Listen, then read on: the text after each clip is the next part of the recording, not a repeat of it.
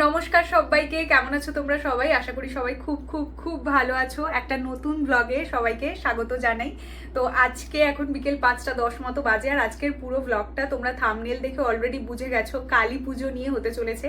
আমাদের এইচপি টাউনের সমস্ত যে দোকানগুলো আছে, রাস্তার দুপাশের যে দোকানগুলো, ওই দোকানে সমস্ত ওনাররা মিলে প্রতি বছর একটা কালী পুজো করেন। প্রতি বছর মানে গত বছর থেকেই শুরু হয়েছে।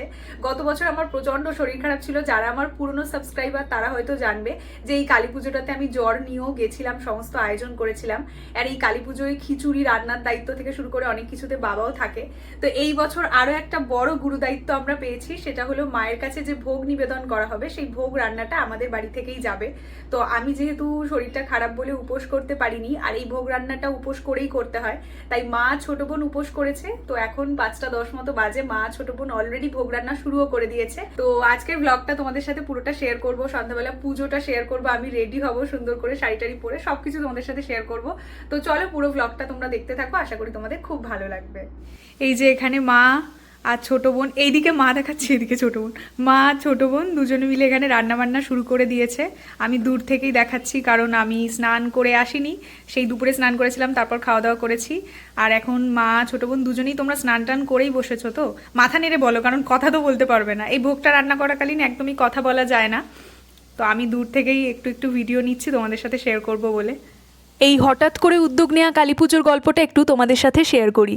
আসলে এইচপি টাউনে বাবা সহ আরও অনেক কাকুরা মিলে গত বছর কোনো রকম পরিকল্পনা ছাড়াই হঠাৎ করে কালী পুজো করবে বলে ঠিক করে। গত বছর আমি আর পিঙ্কি সন্ধ্যার সময় বিশালে কিছু কেনাকাটা করতে যাচ্ছিলাম, হঠাৎ বাবা ফোন করে বলল, তোরা কোথায় আছিস, কালী পুজোর আয়োজন করতে হবে। এইবার আমি তো জানতামই না, সেদিন অমাবস্যা ছিল, তাই হঠাৎ করে বাবা কালী পুজোর আয়োজনের কথা কেন বলছে সেই শুনে তো আমি অবাক হয়ে গেছিলাম।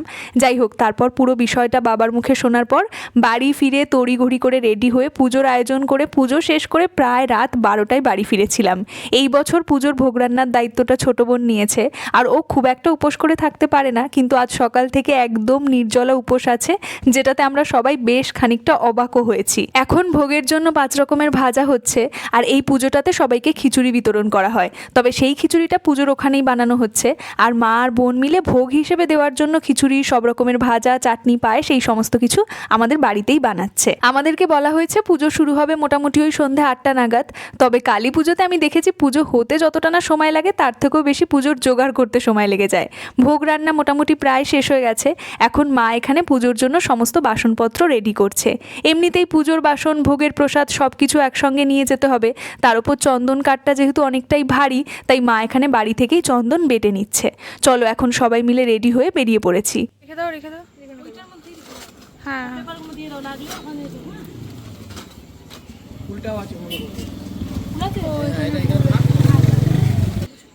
আচ্ছা আচ্ছা, ঠিক আছে, তাহলে তোরা, আমি সামনে বসে যাই। এটা আমি হাতে নিব তো। আর বাকি প্রসাদগুলো কোথায় নিয়েছো? তুই এইগুলো এদিকে রেখে দে।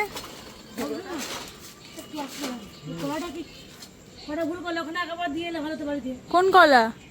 ঠিক আছে, থাক, ওখানে আসার সময় নিয়ে আসবো। তুই নামতে পারবি না? তোর ওখানে কি আছে?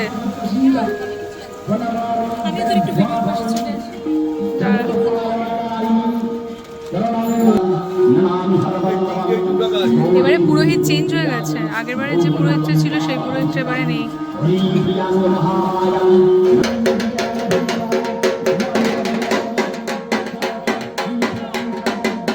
পুজো মণ্ডপে চলে এসেছি, আর এসেই তোমাদেরকে মায়ের দর্শন করালাম।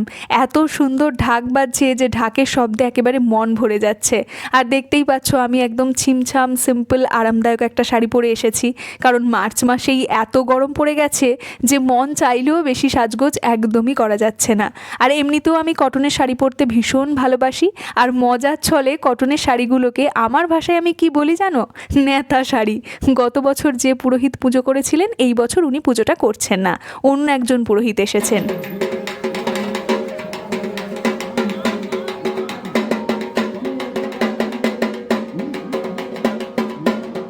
একপাশে পুজোর আয়োজন হচ্ছে, আর অন্যদিকে এখানে সব কাকুরা মিলে খিচুড়ি বিতরণ করছে। তাড়াহুড়োতে অতটাও খেয়াল করিনি, কিন্তু এখানে এসে দেখি আমার দুই বোন সেম কালারের জামা পরে এসেছে। যদিও আমি আর মা দুজনেই সেম মেটেরিয়ালেরই শাড়ি পরেছি, শুধুমাত্র কালারটাই আলাদা। এই যা, সেদিন আমাদের এই ধোঁয়াটার দরকার ছিল।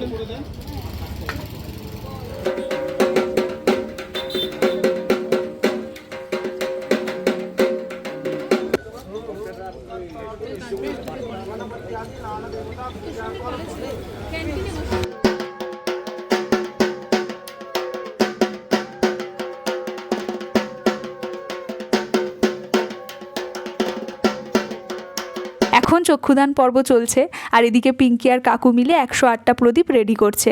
প্রদীপগুলো আগে ভালো মতো করে জলে ধুয়ে নিচ্ছে, নইলে বেশি পরিমাণে তেল টেনে নিতে পারে।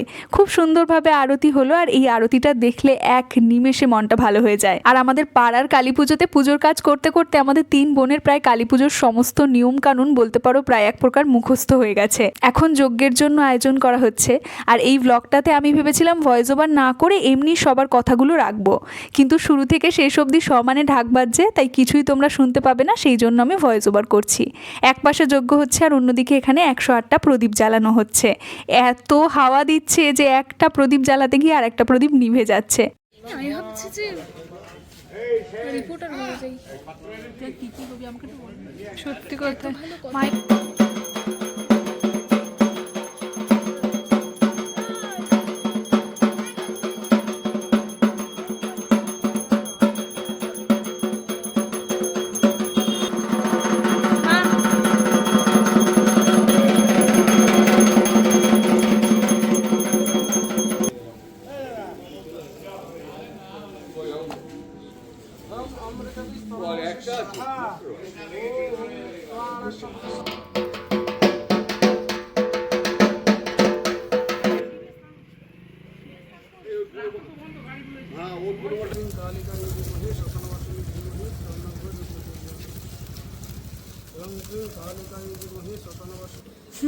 ওই লাইনটাই বাবা জ্বালিয়েছিল, তখন থেকে ওই লাইনটাই আবারও বাবা জ্বালাচ্ছে।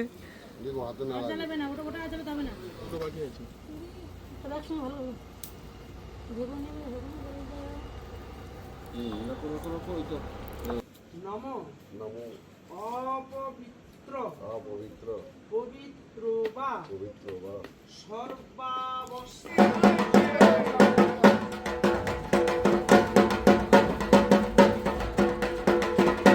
এখন এতটা রাত হয়ে গেছে তাই চারিপাশে কোনো লোকজন নেই, আমরাই কয়েকজন রয়েছি। পুজো প্রায় শেষের পথে, এখন অঞ্জলি হচ্ছে। মা, বোন আর কাকুই উপোস করে আছে, তাই 3 জনে মিলে এখন অঞ্জলি দিচ্ছে। চলো পুজো শেষ, এখন সব কিছু গোছগাছ করা চলছে। বেশ অনেক রাত হয়ে গেছে, রাস্তাঘাট একদম ফাঁকা, কেউ নেই। চলো এখন বাড়ি ফেরা যাক, দেখা হচ্ছে তোমাদের সাথে পরের ব্লগে। বাই।